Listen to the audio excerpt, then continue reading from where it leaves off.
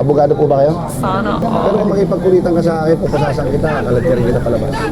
Yes, mga katotot.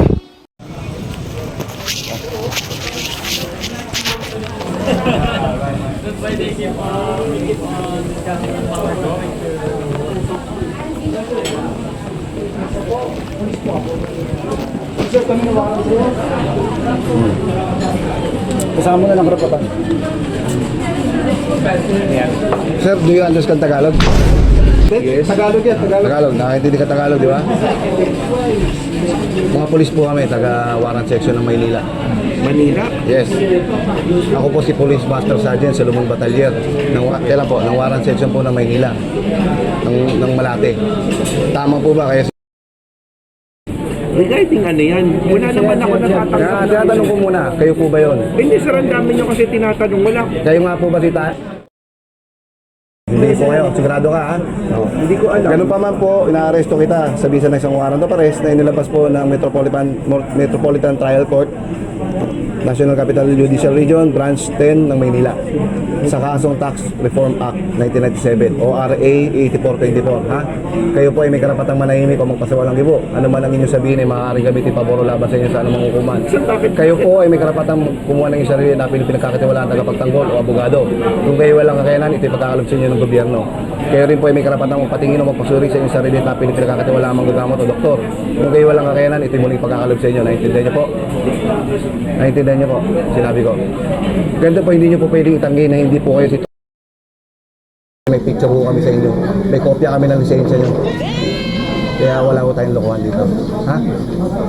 Ganito po, sasama po kayo na maayos o pupusasan po namin kayo. Sir, baka pwedeng pag-usapan muna natin. Hindi ko naman tayo sa Una tinatanong kita kanina ay, ito, madali kami kausap, sumama kayo sa opisina. Abogado po ba kayo? Sana Hindi po kayo abogado. Sama po kayo sa amin na maayos, pag-usapan natin, madali ko kami kausap. Ano natin pag-usapan sa office? Ha? Hindi ko kayo pupusasan, sumama lang kayo na maayos. Pero kung makipagkulitan ka sa akin, pupusasan kita, kalagyan kita palabas. Naintindihan mo? Pwede mo babasahin muna sa Opo. Kopya niya po yan. Bibigyan namin kayo ng kopya para... Isang sandali lang babasahin ko lang. sige. Saglit lang umuha. No problem. No problem. Take time na po sir. Kasi pinagantay kami.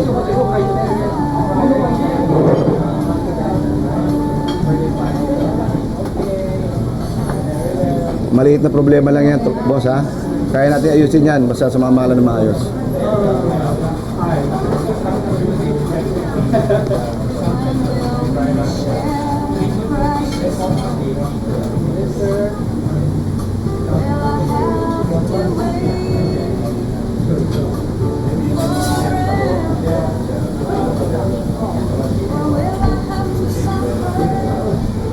Okay?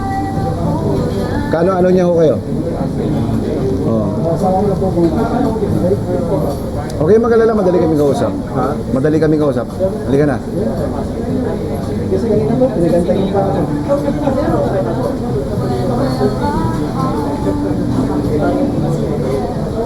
Available naman po yan, boss ha. Available po yan.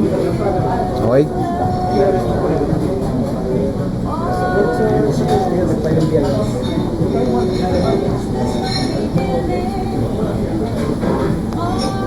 Okay?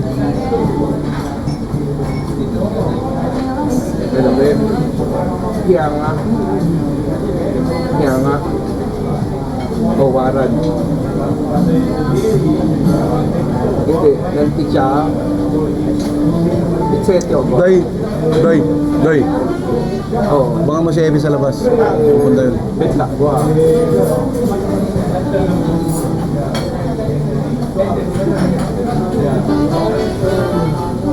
Gobo ko na go ticha, ticha ya. Oo. Kayo ma'am, ano po kayo? Ano po kayo? Kriyado nga.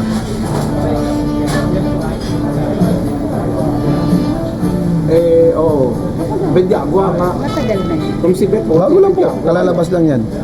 Ayan po, nilabas po siya nitong March 13.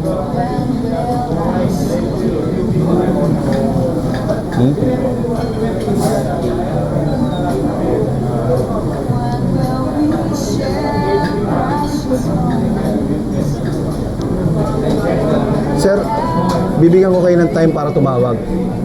Sa ngayon, wala akong time para hintayin ko kayo at matapos Pepe, kayo sa sandali lang pag-uusap kami. niyo, ha? Sandali, tawagan kita ulit.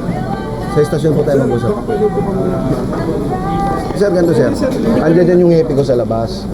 Madaling ko kaming kausap, sumama ko kayong Yun maayos. na, baka pwede pag-usapan na lang. Hindi pa po Papunta ko pwede. yung pepe mo dun sa sasakyan. Hindi po pwede. Sama po kayo ng maayos sa amin sa estasyon. Hindi ba naman tinatakasan sir eh.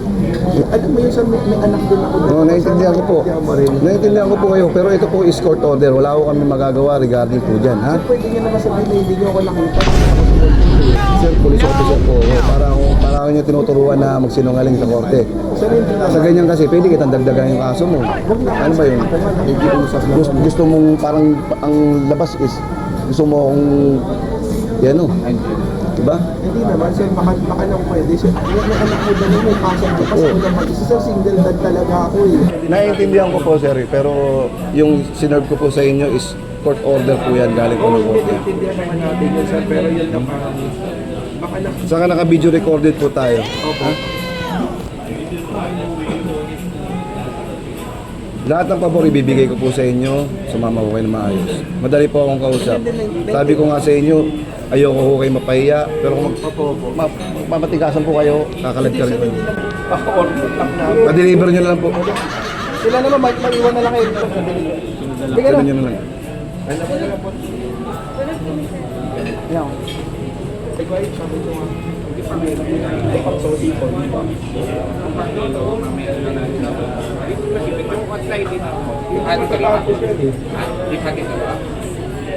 Hello ma.